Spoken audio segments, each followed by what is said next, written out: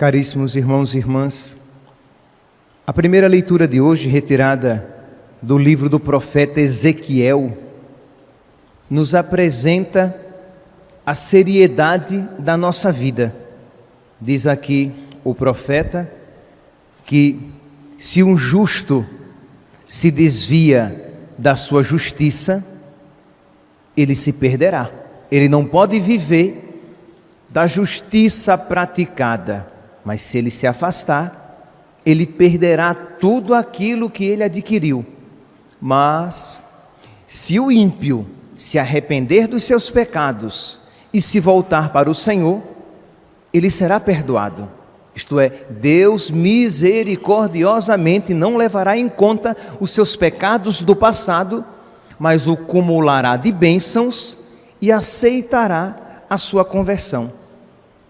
O contexto desta afirmação do profeta Ezequiel é o seguinte, porque existia na mentalidade de então a ideia de que os pecados dos meus pais de alguma maneira influenciavam na minha vida. Existia até um provérbio que Deus, por meio do profeta, condenou. Vocês parem de ficar repetindo por aí: os pais comeram uvas verdes e os filhos nasceram com os dentes manchados. Cada um pagará pelo seu pecado. Ezequiel, capítulo 18, versículo 2. Versículo 1. Por que repetis continuamente esse provérbio entre os israelitas? Os pais comeram uvas verdes e os filhos nasceram com os dentes manchados. Quer dizer, quem comer uva verde é que ficará com os dentes manchados. Quem pecar é que arcará com as consequências dos seus pecados. E não os filhos responderão pelos pais, nem os pais responderão pelos filhos. Cada um pagará pelo seu pecado. Ezequiel, capítulo 18, versículo 20. Nem o filho responderá pelas faltas do pai, nem o pai pelas faltas do filho. E aí começa então a primeira leitura de hoje, no versículo 21, quando nós ouvimos: assim fala o Senhor, se o ímpio se arrepender de todos os seus pecados, viverá com certeza, não morrerá, e nenhum dos seus pecados será lembrado. Mas se o justo se desviar da sua justiça e praticar o mal, ele morrerá, e morrerá pelo mal que ele praticou. Aqui, meus irmãos, nós vemos a grandiosidade, a responsabilidade dos nossos atos. Isso é, se nós nos voltarmos para Deus, Deus misericordiosamente não apenas nos acolherá, mas já o nosso voltar-se para Ele já é uma ação da graça de Deus nos nossos corações. Se você percebe um princípio para que você perceba a ação da graça de Deus no seu coração, se você percebe um mínimo incômodo com os seus pecados, já é a graça de Deus agindo no seu coração. Porque nós, por nós mesmos, somos incapazes de querer o bem. Nós não somos apenas incapazes de praticar o bem. Nós somos incapazes de sequer pensar nossa, bem que eu poderia ser um homem diferente. Bem que eu poderia ser uma mulher diferente. Pois bem, simplesmente este pensamento, bem que eu poderia ser temente a Deus, bem que eu poderia ter vida de oração, bem que eu poderia combater aquele pecado. Simplesmente este pensamento não nos é possível a nós, por nós mesmos. Deus opera em nós o querer e o fazer. Sem mim nada podeis fazer. Então aqui, meus irmãos, nós percebemos que nós precisamos ser dóceis e precisamos cooperar com a graça de Deus, que quer transformar os nossos corações, porque Como diz Santo Afonso Maria de Ligório, um dos maiores tormentos de uma alma condenada é saber que se ela tivesse colaborado minimamente, ela teria se salvado. Minimamente. Então, não desperdicemos, hoje não fecheis o vosso coração, mas ouvi a voz do Senhor. É uma antífona que durante toda a quaresma a igreja repete. Então não desperdicemos a voz de Deus, não desperdicemos a graça de Deus, por maiores que sejam os nossos pecados, por pior que seja o estado da sua alma. Confie na graça de Deus e coopere com a graça de Deus e retorne para a graça de Deus. Agora, se você está já, graças a Deus, no caminho do Senhor, persevere. Diz São Paulo, essa frase sempre me faz tremer quando eu a leio. 1 Coríntios, capítulo 10, versículo 12. 1 Coríntios, capítulo 10, versículo 12. Quem está de pé, cuidado para não cair. Então, se por um lado o pecador deve confiar na misericórdia de Deus e a Ele retornar, sabendo que a graça nunca lhe faltará, porque Deus é generoso em conceder a sua graça. Por outro lado, 1 Coríntios, capítulo 10, versículo 12, quem está de pé, vigie. Quem está no caminho certo, persevere, tenha cuidado, seja prudente, seja perseverante no caminho do bem, porque, meu santinho, não é porque você está em estado de graça, que sempre em estado de graça você perseverará. Não é porque você iniciou uma boa quaresma, que necessariamente neste mesmo espírito você terminará. Você precisa estar sempre vigilante e combatendo o homem velho, a mulher velha que existe em você. Um critério que deve ser bem observado, se você não começou a desviar do caminho do Senhor. Sim, é interessante esse critério, porque normalmente o justo, como diz aqui a primeira leitura, que se desvia da justiça e morrerá pelo próprio pecado, o justo, ele se desvia do Senhor nem sempre por um grande pecado. O desvio vai acontecendo por pequenas falhas cometidas de olhos abertos, isto é, pequenas falhas cometidas com total e pleno consentimento, uma preguiça consentida que vai fazendo com que você abandone a oração. Aí você reza de uma maneira superficial, você reza de uma maneira desatenta, você não se esforça por rezar com piedade. E você diz, não, mas afinal de contas, isso não é pecado. Não é pecado mortal rezar o terço desatentamente. Não, é verdade.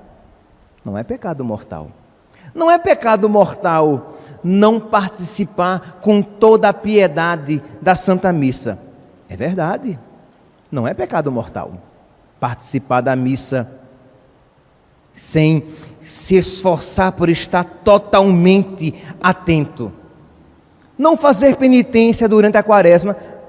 Não é pecado mortal não praticar penitência durante a quaresma. É pecado mortal não jejuar na quarta-feira de cinzas e na sexta-feira santa, e é pecado mortal não se abster de carne nas sextas-feiras, não só da quaresma, em todas as sextas-feiras, caso estas não caiam, nelas não caia nenhuma solenidade. Então, se não é pecado mortal, eu não tenho obrigação de fazer penitência segunda, terça, quarta, quinta, sábado.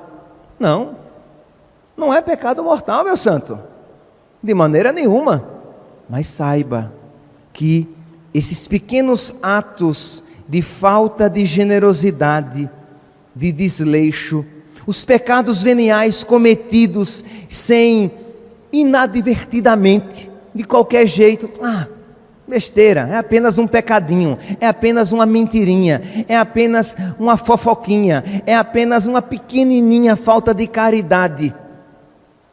Isso vai minando a sua alma cada vez mais e tornando você mais facilmente inclinado a cometer os grandes pecados, afastar-se do Senhor e, como diz a primeira leitura, morrer pela própria culpa. Se o justo, versículo 24, se o justo se desviar de sua justiça e praticar o mal, imitando todas as práticas detestáveis feitas pelo ímpio, poderá fazer isso e viver? Da justiça que ele praticou, nada mais será lembrado. Por causa da infidelidade do pecado que cometeu, por causa disso, ele morrerá. E nosso Senhor diz, e Deus aqui diz, eu não tenho alegria com a morte do pecador, eu não tenho alegria com a desgraça de ninguém, mas cada um responderá pelo seu pecado. Santa Teresa d'Ávila, comentando a respeito desses pecados veniais cometidos de olhos abertos, isto é, sem se comprometer em combatê-los, ela diz, ela provavelmente conversando isso com as suas irmãs disseram, mas será que eu estou cometendo? Porque, entendamos, meus irmãos, infelizmente, pecados veniais, provavelmente, todos nós estamos cometendo. Pode ser que haja alguns que já estejam progredidos e que nem sequer pecados veniais estejam cometendo. Mas a grande maioria comete pecados veniais. Só que existe uma diferença entre aquele que os comete, isto é, de olhos abertos, isto é, eu peco sim e estou vivendo, estou nem aí, e tem aqueles que os comete e sente por tê-los cometido, mesmo veniais. Então Santa Teresa diz, quando não sentirdes desgosto por uma falta cometida, temei sempre, porque o pecado, mesmo venial, deve compungir-vos de dor até o mais íntimo da alma. Então, se você comete o pecado e nem perde o sono, se você comete o pecado venial, você perdeu a paciência, você falou além do que deveria, você fez um julgamento bobo, mas um julgamento desnecessário, e você nem perdeu o sono, você não está nem aí com isso, você perde o sono se as suas contas, se você não pagar as suas contas, você perde o sono se a sua saúde estiver comprometida, você perde o sono se você pensar que o seu marido ou a sua esposa está sendo infiel, mas você com pequenas infidelidades a Deus, você nem perde o sono. Pois bem, se isso acontece, a sua alma está indo para o precipício, pouco a pouco.